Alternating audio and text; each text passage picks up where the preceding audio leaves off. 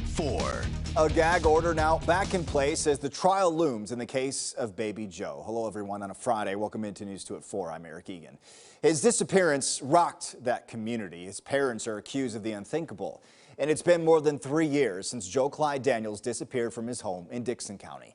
The 5-year-old boy is presumed dead. His body has never been found.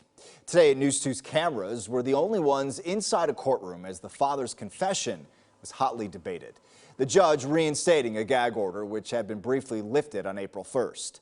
News 2's Stephanie Langston was there as the father of the child, Joseph Daniels, made this latest appearance. That's right. The majority of today's hearing focused on Joseph Daniels' confession. The public defender ultimately wanting it excluded from the trial, saying it was a false confession. When you were making approaches in his body, how many times you hit him in the head? A couple times. A couple times? A little more than a couple times. Yeah. How many times was it? It's among the strongest evidence in the murder case of 5-year-old Joe Clyde Daniels. A nearly 6-hour interrogation video of the child's father, Joseph Daniels, admitting to killing his son.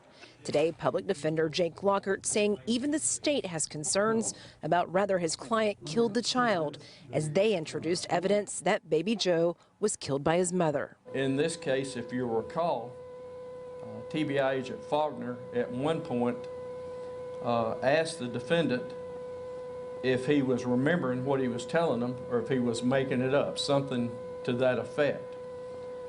The state in the last motion that we had even introduced evidence that the wife killed the child in this case in the presence of the defendant and held a knife to hold him at bay. The state defending their decision to release that evidence, a recorded call from prison between Joseph Daniels and his father, where Daniels points the finger at his wife, Crystal. Put on that evidence to demonstrate that in all of his confessions, and then this letter and phone call to his wife, he again admits that Baby Joe was killed in the house.